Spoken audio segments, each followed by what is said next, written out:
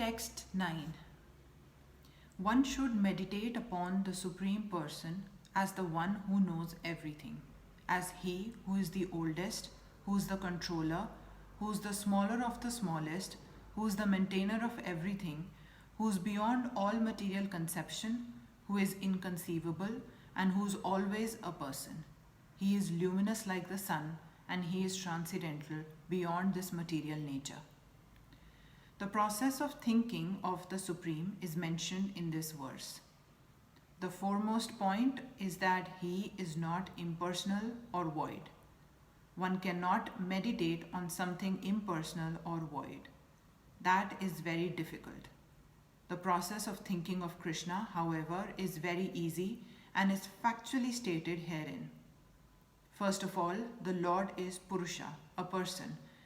We think of the person Ram and the person Krishna. And whether one thinks of Ram or of Krishna, what he is like is described in this verse of Bhagavad Gita. The Lord is Kavi, that is, He knows past, present, and future, and therefore knows everything.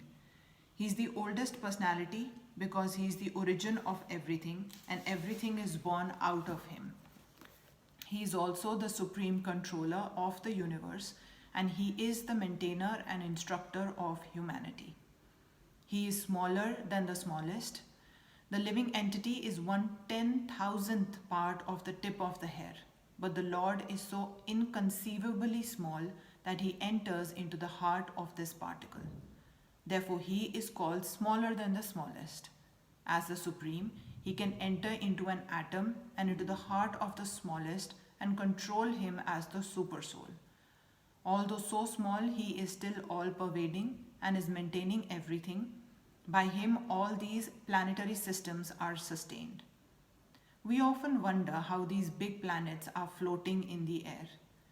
It is stated here that the Supreme Lord, by His inconceivable energy, is sustaining all these big planets and systems of galaxies. The word inconceivable or achintya is very significant in this connection. God's energy is beyond our conception, beyond our thinking jurisdiction, and is therefore called inconceivable, achintya. Who can argue this point? He pervades this material world and yet is beyond it. We cannot comprehend even this material world, which is insignificant compared to the spiritual world. So how can we comprehend what is beyond? Achintya means that which is beyond this material world and which our argument, logic, and philosophical speculation cannot touch, and that which is inconceivable. Therefore, intelligent persons, avoiding useless arguments and speculation, should accept what is stated in scriptures like the Vedas, Bhagavad Gita, and Srimad Bhagavatam, and follow the principles they set down.